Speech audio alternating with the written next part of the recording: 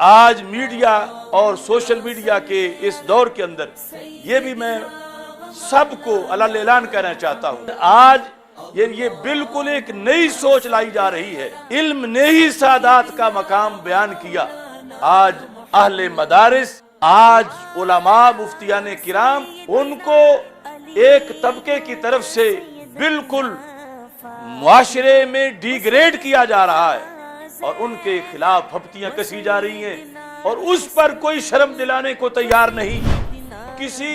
صحابی پر تان کر بیٹھے یا پھر وہ خلافت میں ہی صحابہ کے اجماع کو ٹھکرا کر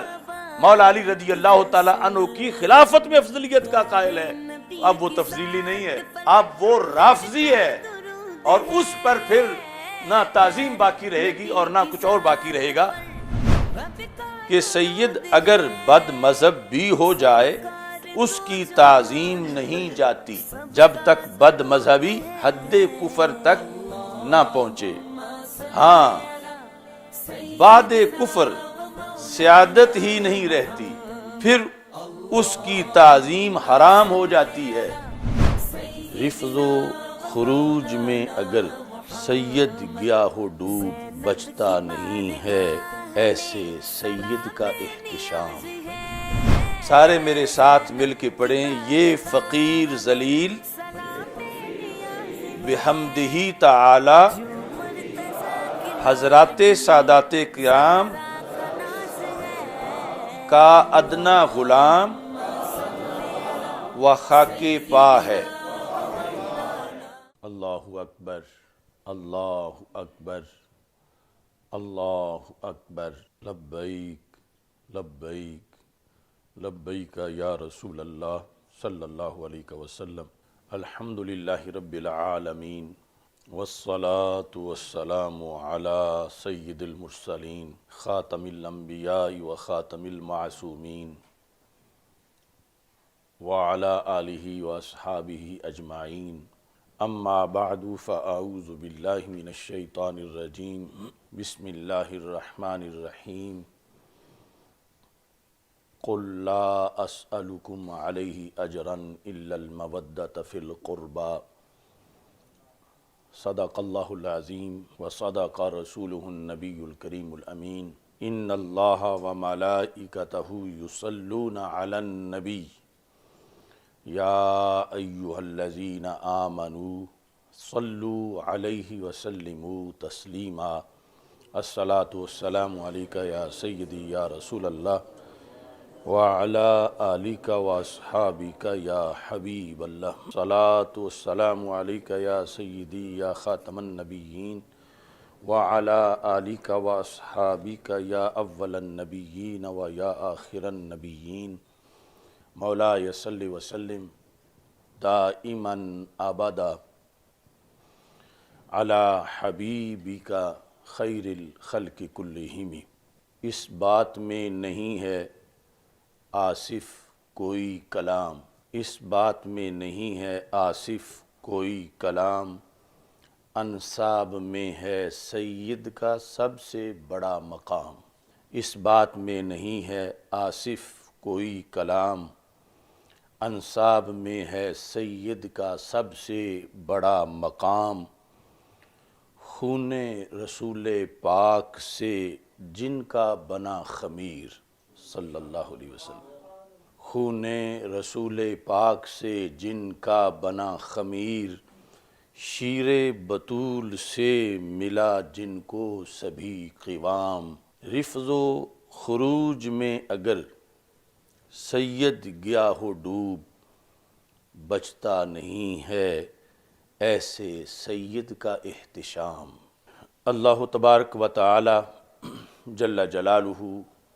وعم نوالہ واتم برہانہ وعظم شانہ وجل ذکرہ وعز اسمہ کی حمد و ثنا، اور حضور سرور کائنات، مفخر موجودات، زینت بزم کائنات،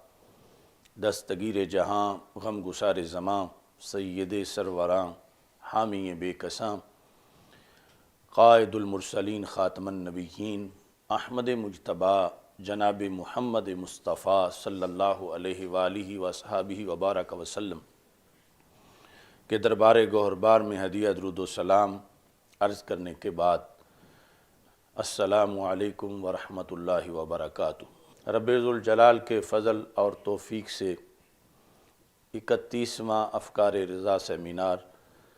اور عزت سعادات کانفرنس انعقاد پذیر ہے۔ قرآن مجید برہان رشید میں رب ذوالجلال نے سورہ شورى کے اندر فرمایا ہے قُلْ لَا أَسْأَلُكُمْ عَلَيْهِ أَجْرًا إِلَّا الْمَوَدَّةَ فِي الْقُرْبَى۔ اعلیٰ حضرت فاضل بریلوی رحمۃ اللہ علیہ کنز الایمان شریف میں اس کا ترجمہ یوں کرتے ہیں، تم فرماؤ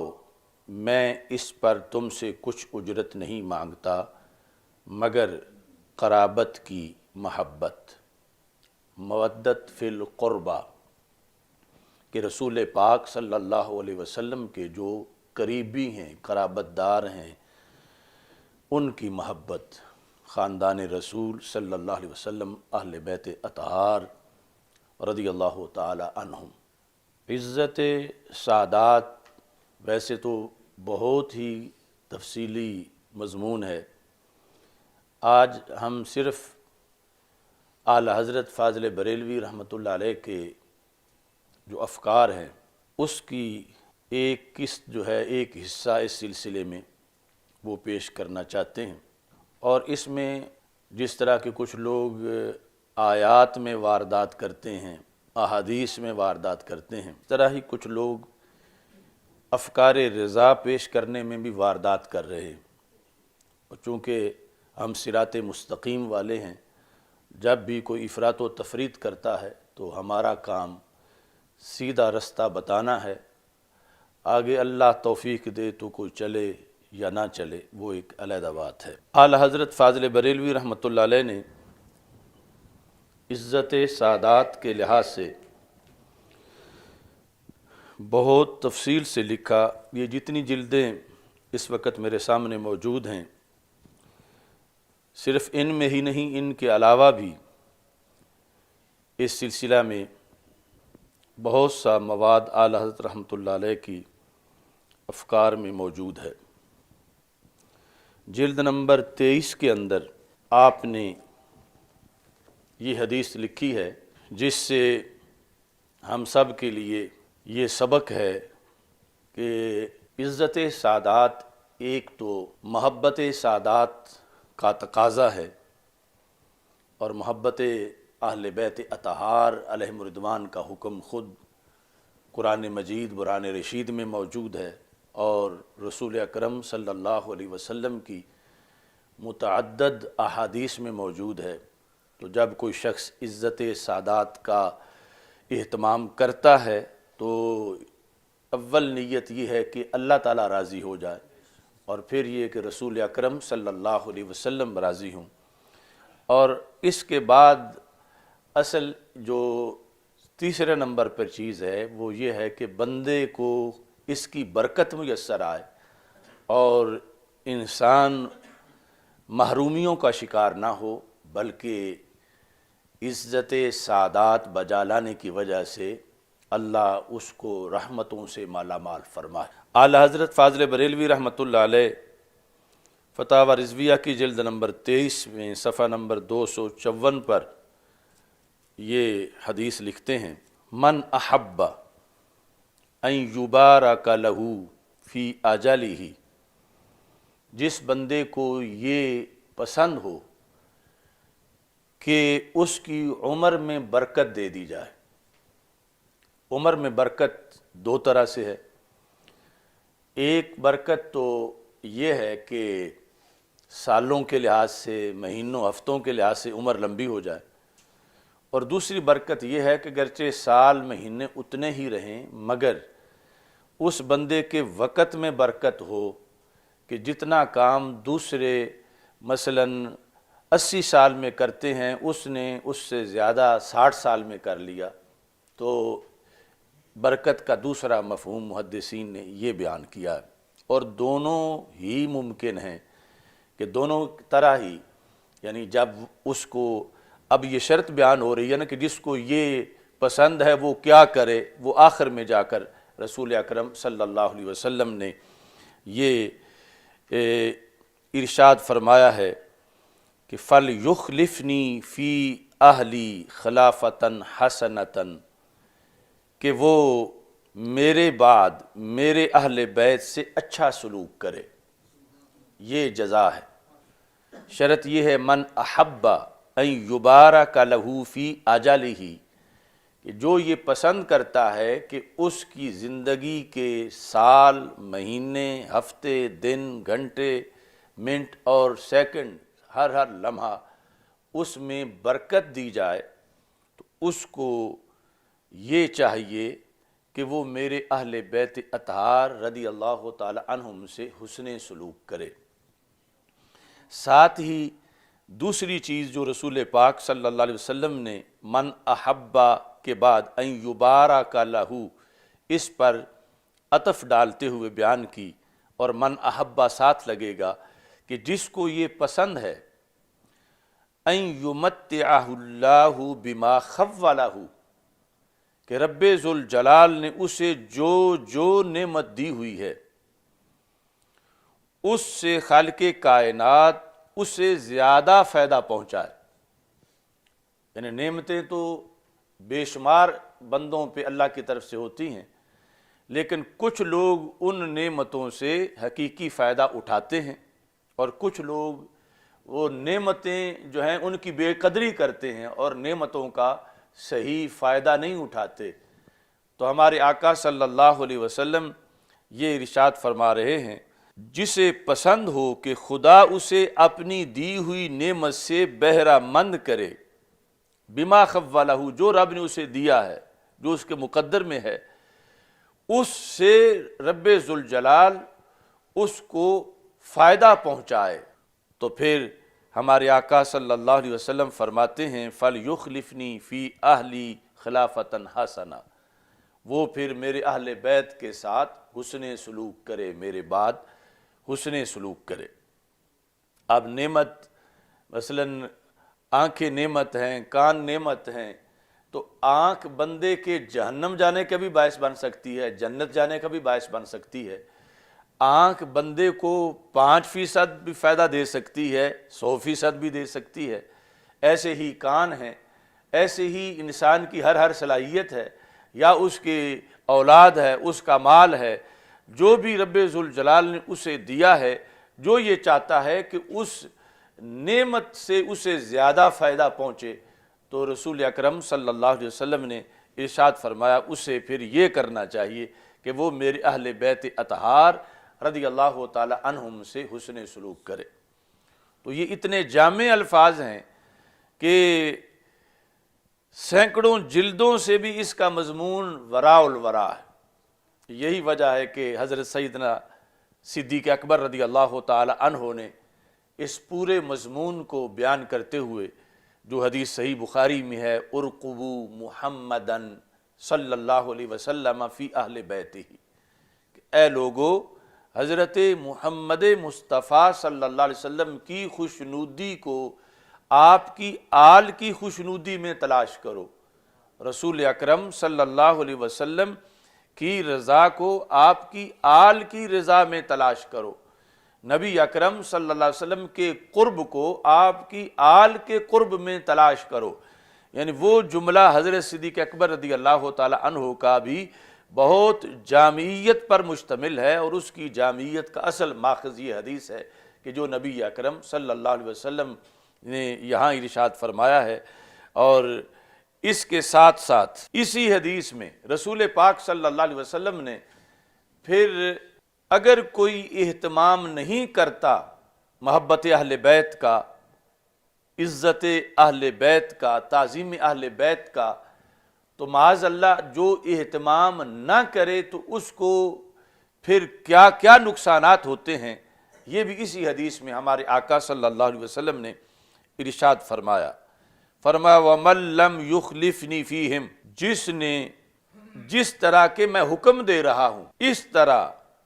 میرے اہل بیت اطہار رضی اللہ تعالی عنہم سے حسن سلوک نہ کیا، باتا کا امرو، اس کی عمر کی برکت اڑ جائے گی، عمر میں برکت نہیں رہے گی۔ اور پھر قیامت کے دن کیا ہوگا؟ ورد علی یوم القیامہ مسودن وجہ، کہ معاذ اللہ اس کا چہرہ سیاہ ہو چکا ہوگا، قیامت کے دن اس کا چہرہ سیاہ ہو چکا ہوگا۔ کس بنیاد پر؟ کہ اس نے رسول اکرم صلی اللہ علیہ وسلم کے اہل بیت اطہار رضی اللہ تعالی عنہم کے بارے میں جو شرعی ضابطہ تھا اس کے مطابق محبت نہیں کی، اور اس کے مطابق تعظیم اور عزت کا اہتمام نہیں کیا۔ تو یہ ایک جانب ہے اس موضوع کی کہ اس کو ہر وقت انسان پیش نظر رکھے کہ اگر اس خط سے وہ نیچے چلا گیا کہ جو اہل بیت رضی اللہ تعالیٰ عنہم کے حسن سلوک والی حد ہے، تو پھر اس کا خسارہ کتنا ہے۔ اور دوسرا اس سے اوپر وہ ہے کہ جہاں آگے مقامات نبوت ہیں یا مقامات الوہیت ہیں، تو وہاں ان کو اگر کوئی محبت کے رنگ میں کراس کر جاتا ہے تو پھر اس پر بھی شدید وعید رسول اکرم صلی اللہ علیہ وسلم نے فرمائی ہے۔ اختصار سے میں وہ بھی پھر ذکر کروں گا، لیکن یہ یعنی درمیان میں صراط مستقیم ہے کہ نہ تو یہ صورتحال بنے کہ بندہ محرومی کا شکار ہو اس بنیاد پر کہ اس نے معاذ اللہ جو شرعی تقاضا تھا، محبت صادقہ جو ہے اس کا اس نے اہتمام نہیں کیا، اور دوسری طرف جو ہے نہ یہ کہ وہ نبیوں والی شانیں اور اللہ کے جو کام و مرتبہ ہے وہ ان کے لیے ماننا شروع کر دے۔ تو یہ درمیان کا راستہ، اس کو عدل کا راستہ کہتے ہیں، اور دوسرے لفظوں میں اہل سنت کا راستہ کہتے ہیں، کہ جس پر چل کر ایک بندہ اللہ کے قرب میں صحیح مقام حاصل کر سکتا ہے۔ اور اس کی وضاحت اس حدیث میں بھی ہے جو رسول پاک صلی اللہ علیہ وسلم نے فرمایا تھا مولا علی رضی اللہ تعالی عنہ کو، ان فیک مثلا من عیسیٰ، کہ عیسیٰ علیہ السلام کی ایک جھلک تمہارے اندر ہے، کہ جس طرح ان کے بارے میں کچھ لوگ بغض کی وجہ سے مارے گئے اور کچھ لوگ جھوٹی محبت کی وجہ سے مارے گئے، صرف وہی کامیاب ہوئے کہ جن کے سینے بغض سے خالی تھے اور محبت وہ تھی جو شریعت کی حدود کے اندر تھی۔ تو ایسے ہی فرمایا رسول پاک صلی اللہ علیہ وسلم نے تمہارے معاملہ میں بھی ہے، اور پھر مولا علی رضی اللہ تعالی عنہ نے خود فرمایا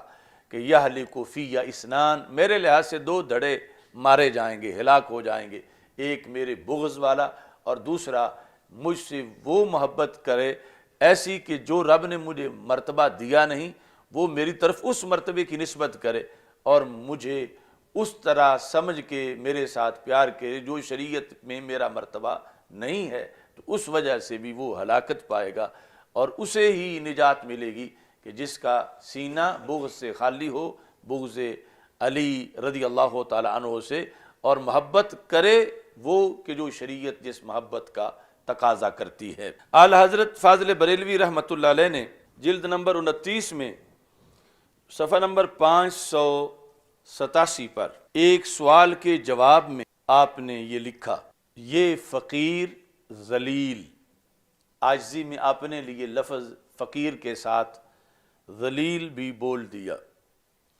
یہ فقیر ذلیل بحمدہ تعالی حضرات سادات کرام کا ادنا غلام و خاک پا ہے۔ تو اعلی حضرت رحمت اللہ علیہ جس انداز میں اس محبت کا اظہار کر رہے ہیں تو ہم تو اعلی حضرت کی بھی خاک پا ہیں، تو یہ سارے میرے ساتھ مل کے پڑھیں، یہ فقیر ذلیل بحمدہ تعالی حضرات سادات کرام کا ادنا غلام و خاک پا ہے۔ تو یہ جمعہ کے دن فرشتے گواہ ہیں، قیامت کے دن یہ جملہ ہم سب کی انشاءاللہ کام آئے گا کہ ہم جو عقیدہ اور نظریہ ہمارے امام یہاں لکھ رہے ہیں یہی ہمارے دل کی آواز ہے اور اسی پر آخری سانس تک قائم رہنا ضروری ہے۔ آگے ساتھ یہ بھی ذکر کیا اور وہ بھی ہم سب کی طرف سے ترجمانی ہے اور وہ بھی ہم سب کے دل کی بات ہے۔ فرمایا ان کی محبت و عظمت ذریعہ نجات و شفاعت جانتا ہے، یعنی فقیر ان کی سادات کرام کی، فقیر ان کی محبت و عظمت ذریعہ نجات و شفاعت جانتا ہے، اپنی کتابوں میں چھاپ چکا ہے کہ سید اگر بد مذہب بھی ہو جائے تو اس کی تعظیم نہیں جاتی۔ سید اگر بد مذہب بھی ہو جائے تو اس کی تعظیم نہیں جاتی جب تک بد مذہبی حد کفر تک نہ پہنچے، جب تک بد مذہبی حد کفر تک نہ پہنچے۔ ہاں، بعد کفر سیادت ہی نہیں رہتی، بعد کفر سیادت ہی نہیں رہتی، پھر اس کی تعظیم حرام ہو جاتی ہے۔ تو یہ یعنی پھر دو جانبیں اس موضوع کی بیان کر دیں کہ ایک طرف جو ہے وہ یہاں تک کہ اگر سید بد مذہب بھی ہو جائے تو پھر بھی اس کی تعظیم نہیں جاتی، اور دوسری طرف کہ اگر بد مذہبی حد کفر تک پہنچ جائے تو پھر سیادت ہی نہیں رہتی۔ جس طرح ہم نے اپنے شعر میں تیسرے شعر میں اس کا ذکر کیا، اور وہ بھی میرا ایک پورا کلام ہے لیکن اگلے شعر پھر کسی موقع پہ پڑھوں گا، تو وہ صدائے قفص کا وہ حصہ ہے۔ ہاں، بعد کفر سیادت ہی نہیں رہتی تو پھر اس کی تعظیم حرام ہو جاتی ہے۔ اب یہ جو جملے ہیں کہ کیا ہے بد مذہبیت، کیا ہے کہ بد مذہب ہوتے ہوئے تو تعظیم باقی ہے، لیکن بد مذہبیت سے آگے کفر تک پہنچ جائے تو پھر وہ سیادت ہی نہیں رہتی، اور آگے دوسری جلدوں میں لکھا نسب منقطع ہو جاتا ہے۔ اور ایک اس کے ساتھ دوسری چیز بڑی اہم ہے جو یہاں ذکر کی، اور اس میں بھی افراط و تفریط کو پیش نظر رکھنا ہے کہ نہ ہو، بلکہ سیدھا رستہ جو ہے، اور آپ نے سیدھے رستے کا ہی تعین کیا۔ اور یہ بھی فقیر بارہا فتویٰ دے چکا ہے کہ کسی کو سید سمجھنے اور اس کی تعظیم کرنے کے لیے ہمیں اپنے ذاتی علم سے اسے سید جاننا ضروری نہیں، ہمیں اپنے ذاتی علم سے اسے سید جاننا ضروری نہیں۔ جو لوگ سید کہلائے جاتے ہیں ہم ان کی تعظیم کریں گے، جو لوگ سید کہلائے جاتے ہیں ہم ان کی تعظیم کریں گے، ہمیں تحقیقات کی حاجت نہیں، نہ سیادت کی سند مانگنے کا ہم کو حکم دیا گیا ہے۔ یہ الفاظ بھی بڑے اہم الفاظ ہیں۔ اب جس وقت کچھ لوگ یہ حصہ پیش کرتے ہیں تو اس میں وہ جو بد مذہبیت والی چیز ہے اس کے اندر دھاندلی کرتے ہیں، اور پھر بد عملی کے لحاظ سے کہ سید کے لیے کھلی چھٹی ہے جیسے بھی کریں، اور پھر یہ ہے کہ یہ تو آپ نے واضح لکھ دیا کہ جسے سید معاشرے میں کہا جاتا ہے ہمیں حاجت نہیں کہ ہم ان کے سندیں چیک کریں کہ تمہارے سید ہونے کی سند کیا ہے، لیکن اس کا یہ مطلب بھی نہیں کہ دھڑا دھڑ لوگ سید بنتے جائیں اور کوئی ان کے خلاف آواز بلند نہ کرے کہ اعلیٰ حضرت رحمۃ اللہ علیہ نے لکھ دیا ہے کہ تم کون ہوتے ہو سندیں چیک کرنے والے۔ یہ پہلو بھی اعلی حضرت رحمۃ اللہ علیہ نے پھر بیان کیا کہ جس میں یہ لکھا کہ جو تمہارے دیکھتے سید بن گیا ہو، یہ نہیں کہ کہو کہ اب بن گیا ہے تو ہم نے ماننا نہیں ہے، فرمایا اس کو سید وہ بندہ ملعون ہے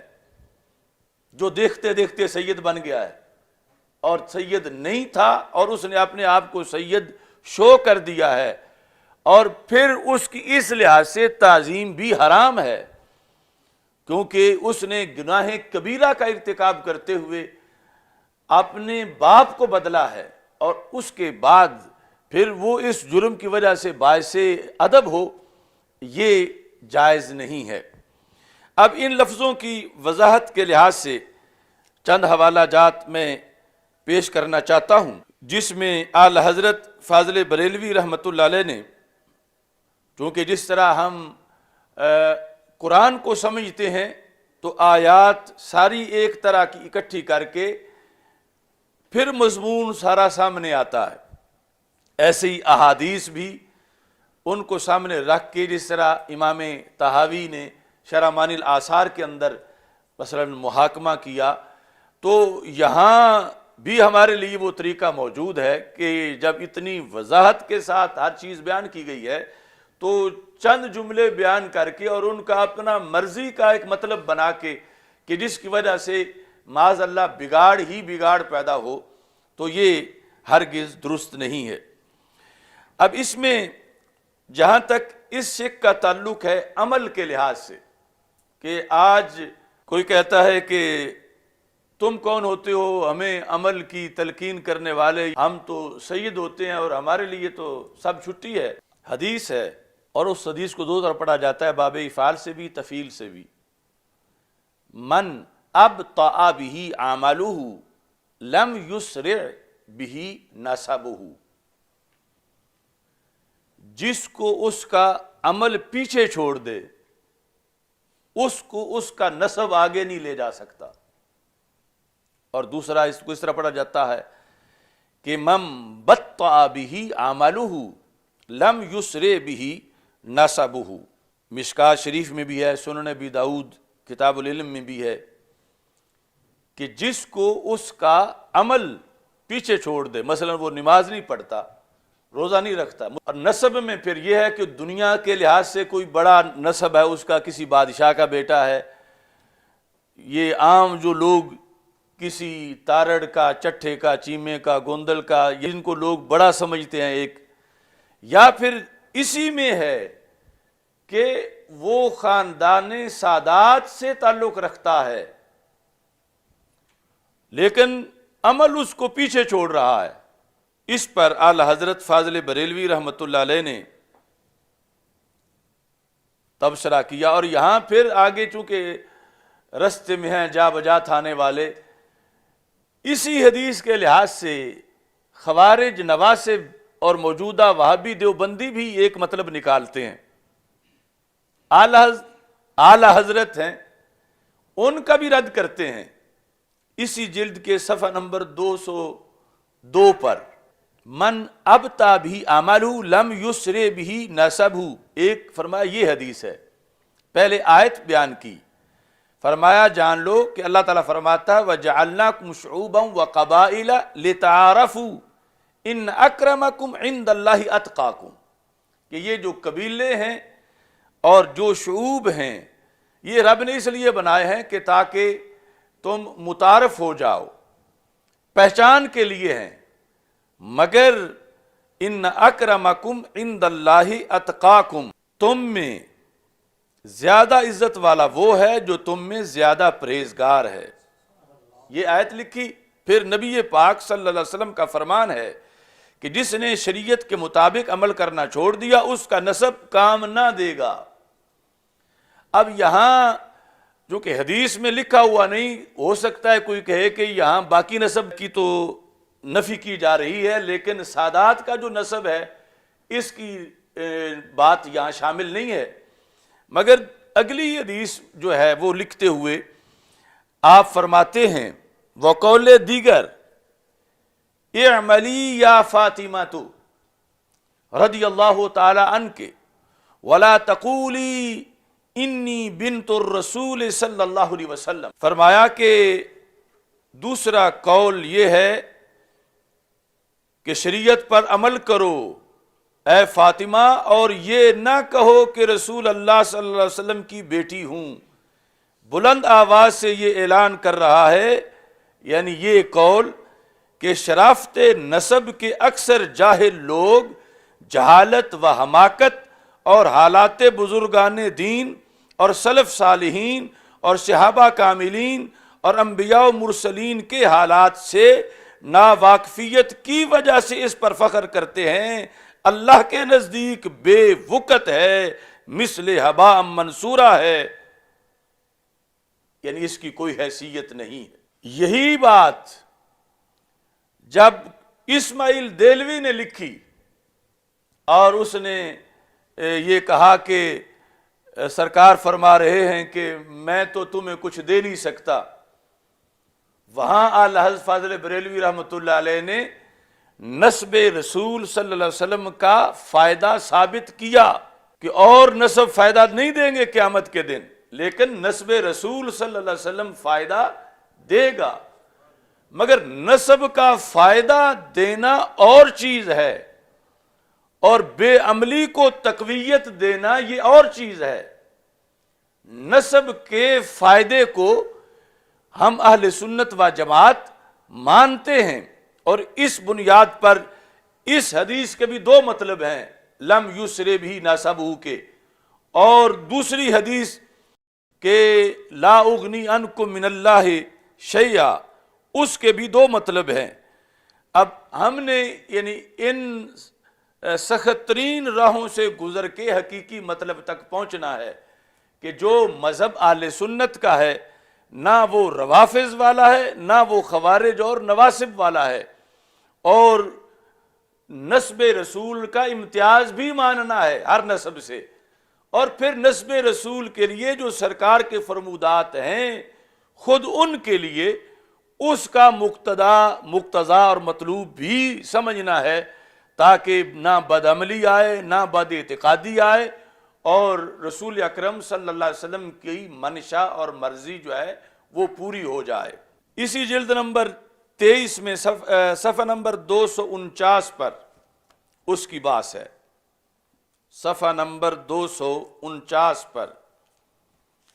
اب کوئی بھی صرف ایک بات کر کے چھوڑ دیں گے تو پھر مضمون جو ہے وہ ادھورا رہ جائے گا۔ یہاں پر اعلی حضرت رحمۃ اللہ علیہ حدیث پیش کر کے یہ ثابت کرتے ہیں کہ سرکار کی طرف نسب کی نسبت کا قیامت کے دن بھی فائدہ ہوگا۔ ہم اپنے جو اہل بیت اطہار علیہم الرضوان کے بارے میں پروگرام ہیں ماضی کے، ان میں کئی بار یہ حدیث پیش کر چکے ہیں۔ طبرانی کی حدیث ہے معجم کبیر کی، کہ ہمارے آقا صلی اللہ علیہ وسلم ارشاد فرماتے ہیں، ما بال اقوام یزعمون ان شفاعتی لا تنال اہل بیتی، ان لوگوں کی کیا حیثیت ہے، وہ ہوتے کون ہیں جو یہ گمان کرتے ہیں کہ میری شفاعت میرے اہل بیت کو نہیں پہنچے گی، جو یہ گمان کرتے ہیں کہ میری شفاعت یعنی میرے کہنے پر میرے اہل بیت کو قیامت کے دن کوئی فائدہ نہیں ہوگا، جو یہ بات کرتے ہیں ان کی کیا حیثیت ہے۔ آگے فرمایا وَإِنَّ شَفَاعَتِي، بے شک میری شفاعت فائدہ دے گی۔ فرمایا اہل بیت تو اہل بیت ہیں میرے، ہا و حکم، یہ دو لفظ بولے، ہا اور حکم، یہ دو یمن کے قبیلے ہیں، لیکن اوپر جا کر خاندان رسول صلی اللہ علیہ وسلم سے ان کا رابطہ بنتا ہے، یعنی پیچھے جا کر جو سرکار صلی اللہ علیہ وسلم کا شجرہ نسب ہے، وہاں جا کر یمن کے یہ دو قبیلے ملتے ہیں۔ فرمایا یہ جو منسلک ہیں ڈائریکٹ میرے ساتھ، ان کے بارے میں تم سمجھتے ہو کہ میری شفاعت ان کو مفید نہیں ہوگی، میری شفاعت تو ان یمن کے قبیلوں تک پہنچے گی، یعنی ایک تو پوری امت کے لیے ہے نا، یہ نسب ہونے کی وجہ سے، خاندان ہونے کی وجہ سے۔ فرمایا وہ کہیں اوپر جا کر میرے سلسلہ نسب کے ساتھ وہ ملتے ہیں، تو چونکہ ان کا نسب میرے نسب سے ملتا ہے، اگرچہ وہ ہاں اور حکم ہیں،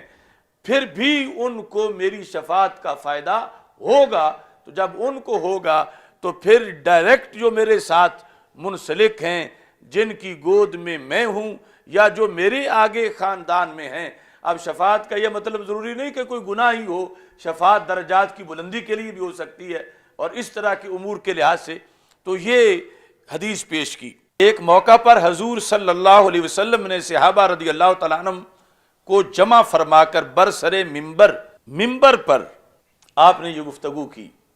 ارشاد فرمایا کل سبب و نسب ینقطع یوم القیامہ،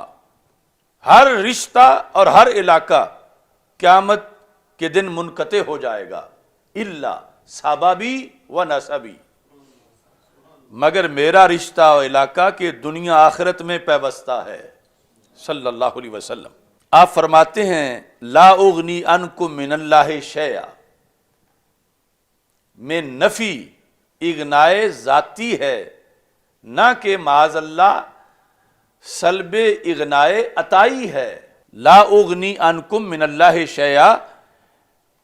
کہ میں تمہیں کچھ فائدہ نہیں دے سکوں گا۔ نفی کس چیز کی ہے؟ کہ ذاتی طور پر نہیں دے سکوں گا، اپنی طرف سے اللہ کے حکم کے بغیر۔ اور اس سے اس چیز کی نفی نہیں کہ اللہ کے دیے ہوئے خزانوں سے بھی تمہیں فائدہ نہیں دے سکوں گا۔ یعنی لا اغنی عنکم من اللہ شیئا لفظ برحق ہیں، مگر اس میں واردات یہ کی جاتی ہے۔ آپ فرماتے ہیں کہ حدیث متواترہ شفاعت و اجماع اہل سنت کے خلاف بنے گا اگر یہ کہیں کہ سرکار نہ ذاتی طور پر دے سکتے ہیں نہ عطائی طور پر دے سکتے ہیں، تو وہ پھر شفاعت والی حدیثیں کہاں جائیں گی، آیات کہاں جائیں گی؟ آگے کہتے ہیں جیسا کہ وہ طاغی باغی سرکش اپنی تقویت الایمان میں لکھتا ہے، یعنی اسماعیل دہلوی تک پہنچ گئے۔ وہ کیا لکھتا ہے؟ پیغمبر نے سب کو اپنی بیٹی تک کو کھول کر سنا دیا کہ قرابت کا حق ادا کرنا اسی چیز ہی ہو سکتا ہے کہ اپنے اختیار کی ہو، سو یہ میرا مال موجود ہے، اس میں مجھ کو کچھ بخل نہیں، اور اللہ کے یہاں کا معاملہ میرے اختیار سے باہر ہے، وہاں میں کسی کی حمایت نہیں کر سکتا۔ یہ اسماعیل دہلوی اس حدیث کی وضاحت میں لکھتا ہے، اور کسی کا وکیل نہیں بن سکتا، سو وہاں کا معاملہ ہر کوئی اپنا اپنا درست کرے، اور دوزخ سے بچنے کی ہر کوئی تدبیر کرے۔ یہ لکھ کے کہتے ہیں انا للہ و انا الیہ راجعون۔ اس کا رد بلیغ تو فقیر کی کتاب الامن والعلا کے اندر موجود ہے۔ اب یہاں اس کا رد کرتے ہوئے اسماعیل دہلوی کی بات کا جو لکھی ہے، آپ نے پھر وہ حدیثیں پیش کی، ما بال اقوام یزعمون ان شفاعتی لا تنال اہل بیتی۔ اب ایک تو جواب یہ دیا لا اغنی کا، یا جو سیدہ فاطمہ رضی اللہ تعالی عنہا کے لحاظ سے لفظ ہم نے پہلے پڑھے ہیں، ان کا جواب جو ہے وہ یہ دیتے ہیں، کہتے ہیں ابن حجر مکی سوائق میں فرماتے ہیں انہو صلی اللہ علیہ وسلم لا یملک لأحد شیئا لا نفع ولا ضر لیکن عز وجل یملکہ نفع اقاربہ بل وجمیع امتی بالشفاعۃ العامۃ والخاصہ فہو لا یملک الا ما یملکہ لہ مولاہ۔ ترجمہ مختصر بتا دیتا ہوں کہ نبی اکرم صلی اللہ علیہ وسلم بنفس ہی کسی چیز کے مالک نہیں، نہ نفع کے نہ نقصان کے، ہاں اللہ عز و جل نے ان کو مالک بنایا ہے اپنے اقارب بلکہ اپنی تمام امت کے نفع کا، شفاعت عامہ اور خاصہ کے ذریعے، تو وہ بذات خود مالک نہیں، ہاں ان کے مولا نے ان کو مالک بنایا ہے۔ اب پھر آگے اس کی وضاحت مزید کرتے ہیں، اور امام مناوی کا قول التحسیر شرح جامع صغیر سے پیش کرتے ہیں کہ لا یعارضہ قولہ صلی اللہ علیہ وسلم لأہل بیتہ لا اغنی عنکم من اللہ شیئا لأن معناه انہ لا یملک لهم نفعا لیکن اللہ یملکہ نفعا بالشفاعۃ فَهُوَ لَا يَمْلِكُ إِلَّا مَا مَلَّكَهُ رَبُّهُ۔ تو اس کا ترجمہ بھی سن لیں کہ حضور صلی اللہ علیہ وسلم کا اپنے اہل بیت سے لا اغنی عنکم فرمانا کہ میں تمہیں کچھ نہیں دے سکتا، اس حدیث کے معارض نہیں، اس لیے کہ معنی یہ ہے کہ حضور صلی اللہ علیہ وسلم ان کے نفع کے مالک نہیں، لیکن اللہ تعالی شفاعت کے ذریعے ان کے نفع کا مالک بنائے گا۔ پس آپ نہیں مالک مگر اس چیز کے جس کا رب نے آپ کو مالک بنایا ہے، اور یہی اہل سنت و جماعت کا عقیدہ ہے۔ سید کی تعظیم کے مسئلے پر آپ ساتھ قید لگاتے ہیں، مطلقاً سید نہیں لکھتے، کہتے ہیں سید سنی المذہب کی تعظیم لازم ہے، سید سنی المذہب کی تعظیم لازم ہے، اگرچہ اس کے اعمال کیسے ہی ہوں، اعمال کیسے ہی ہوں۔ اس لیے وہ دوسری حدیث بھی ہم نے ساتھ پیش کی، سید سنی المذہب کی تعظیم لازم ہے اگرچہ اس کے اعمال کیسے ہی ہوں، ان اعمال کے سبب اس سے تنفر نہ کیا جائے، نفس اعمال سے تنفر ہو، یعنی خود جو بد عملی ہے اس سے تنفر ہو اور خود سید سے تنفر نہ ہو۔ اب یہ بات بڑی باریک ہے کہ جب ایک بندے کا برا عمل جو ہے اس سے نفرت کرنی ہے تو خود اس سے نفرت کیسے نہیں کرنی۔ اس بنیاد پر آپ نے یہ ساری وضاحتیں پیش کی ہیں۔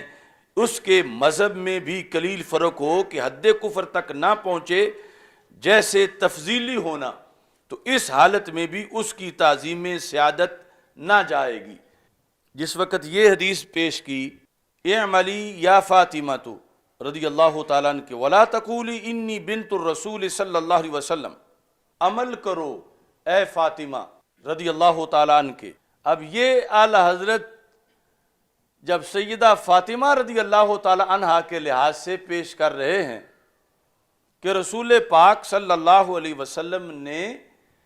اپنی لخت جگر، جن کو اپنے جگر کا ٹکڑا قرار دیا، ان کو فرما رہے ہیں کہ آپ عمل کریں، یعنی نسب کا فائدہ ہونا وہ ایک علیحدہ حقیقت ہے، وہ یقیناً ہے، لیکن اس کے باوجود عمل کے اندر کمال یہ ایک علیحدہ منصب ہے۔ تو رسول پاک صلی اللہ علیہ وسلم نے خود جو براہ راست رسول پاک صلی اللہ علیہ وسلم کے جگر کا ٹکڑا ہیں، ان کے لحاظ سے یہ واضح طور پر فرمایا کہ اعملی یا فاطمہ تو ولا تقولی انی بنت الرسول صلی اللہ علیہ وسلم، حالانکہ وہ سرکار کی بیٹی ہیں، لیکن تم نہ کہو کہ میں بیٹی ہوں اللہ کے نبی صلی اللہ علیہ وسلم کی تو پھر مجھے عمل کی ضرورت نہیں، بلکہ آپ عمل کرو۔ یہ ظاہر ہے کہ وہ پہلے بھی کرنے والی تھیں، لیکن پھر تاکید کے لحاظ سے نبی اکرم صلی اللہ علیہ وسلم نے اس کا حکم ارشاد فرمایا۔ اور یہاں اعلی حضرت نے لکھ کے فرمایا کہ یوں صرف سید نہیں، عام کسی بزرگ کا کوئی بیٹا ہے، اولاد ہے، اور علم کے لحاظ سے ان کا مقام ہے، تو پھر بھی وہاں پر واضح طور پر فرمایا کہ صرف اسی چیز کو کافی سمجھنا یہ کیا ہے، فرمایا یہ حماقت ہے، جہالت ہے، یہ دین نہیں۔ دین یہ ہے کہ فائدہ اپنی جگہ پورا رسالہ لکھا جس میں صدیقین، شہداء، صالحین، سادات کے علاوہ بھی جن کی اولاد کا مرتبہ ہے قیامت کے دن اور ان کی وجہ سے آگے شفاعت ہوگی، اس پورے رسالے کے اندر یہ چیز واضح کی کہ فائدہ ہونا نسب کا یہ علیحدہ چیز ہے، مگر پھر بھی عمل کی چھٹی نہیں ہے، عمل پھر بھی لازم ہے اور کرنا جو ہے وہ ضروری ہے۔ جس وقت تذکرہ اس چیز کا آتا ہے، آج یعنی کچھ لوگ جو بد مذہبی حیثیت سے آگے رفض تک پہنچ گئے، اور پھر بھی ان کا تقاضا ہے کہ ہمارا ادب ہو، اور جو ادب نہیں کرتا اس پر پھر وہ ساری احادیث فٹ کرنا شروع کر دیتے ہیں۔ اعلی حضرت رحمۃ اللہ علیہ نے واضح طور پر لکھا کہ جب کوئی سید کسی ایک صحابی پر بھی تنقید کر دے، کوئی سید کسی ایک صحابی کا بھی بغض رکھے، تو اس وجہ سے وہ صرف تفضیلی نہیں رہتا، وہ رافضی بن جاتا ہے، اور اس پر حکم وہی لگے گا جو روافض پہ لگتا ہے۔ یہ ایک تفصیلی بحث اس پر بھی ہم کریں گے۔ خلاصہ آج کی گفتگو کا میں عرض کرنا چاہتا ہوں کہ یقیناً سیادت اور نسب رسول صلی اللہ علیہ وسلم کا برملا فائدہ ہے، اس کے فائدے کا انکار وہابیت ہے، خارجیت ہے، ناسبیت ہے۔ باقی نسب جو کسی کا گوندل ہونا، شیخ ہونا، یہ فائدہ نہیں دیں گے قیامت کے دن۔ سرکار کا نسب قیامت کے دن بھی یقیناً فائدہ دے گا، یہ ہمارا عقیدہ اہل سنت کا۔ لیکن اس فائدے کو دلیل بدعملی کی بنانا یہ ہرگز جائز نہیں، چونکہ رسول پاک صلی اللہ علیہ وسلم نے باقاعدہ اپنی آل کا نام لے کر انہیں عمل کی دعوت دی، اور یہاں ہم ان حدیثوں کو مانتے ہیں کہ جہاں رسول پاک صلی اللہ علیہ وسلم نے یہ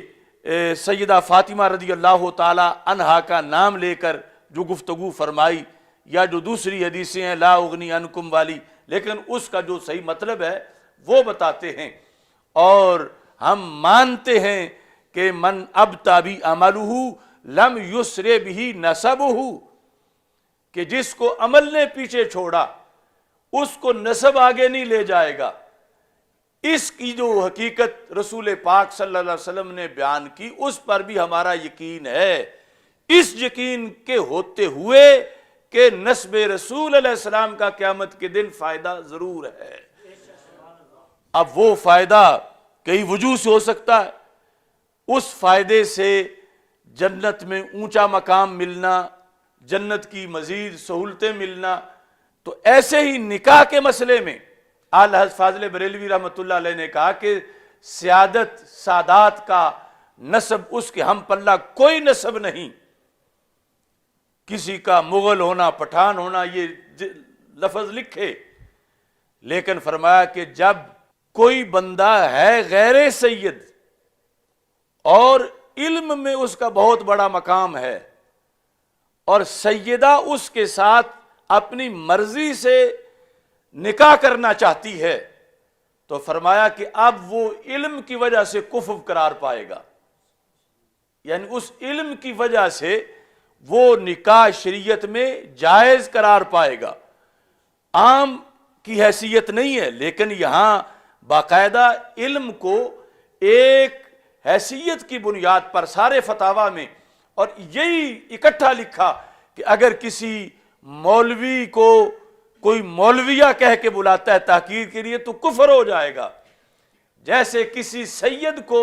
کوئی تحقیر کے لفظ سے بولے گا اور اس کو چھوٹا سید کہے گا، یا اس طرح کی کوئی تحقیر سے تو کفر ہوگا،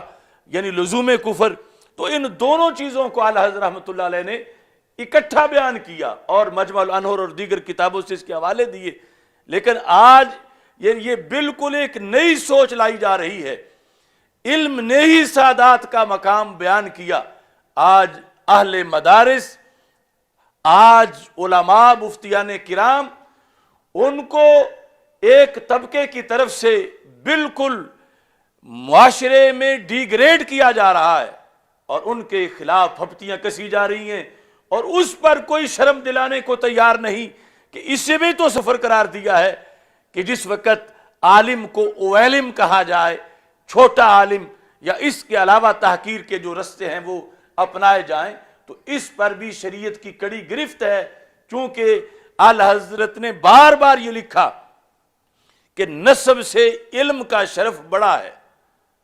نسب کے شرف سے علم کا شرف بڑا ہے، تو بیلنس کرنا چاہیے، اور تب ہی جا کر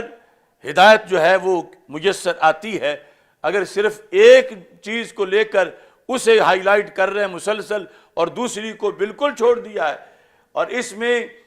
آج میڈیا اور سوشل میڈیا کے اس دور کے اندر یہ بھی میں سب کو علل اعلان کہنا چاہتا ہوں کہ سادات کے مسئلے میں حد درجے کی احتیاط کی جائے، یعنی کسی کا نسب چھیڑنا، اس سے ثبوت مانگنا، یا جو سید معاشرے میں کہلاتے ہیں اگر وہ حد کفر تک نہیں پہنچے، اگرچہ بد مذہبیت آ گئی ہے، اور بد مذہبیت کیا ہے؟ بد مذہبیت جو خلاصہ میں بیان کر رہا ہوں کہ وہ خلافت میں تو حضرت صدیق اکبر رضی اللہ تعالیٰ عنہ کا پہلا نمبر مانتا ہے، لیکن ویسے افضلیت مولا علی کی سمجھتا ہے۔ یہ تفضیلی جو ہے اس کا کہا کہ ابھی ادب تعظیم باقی ہے،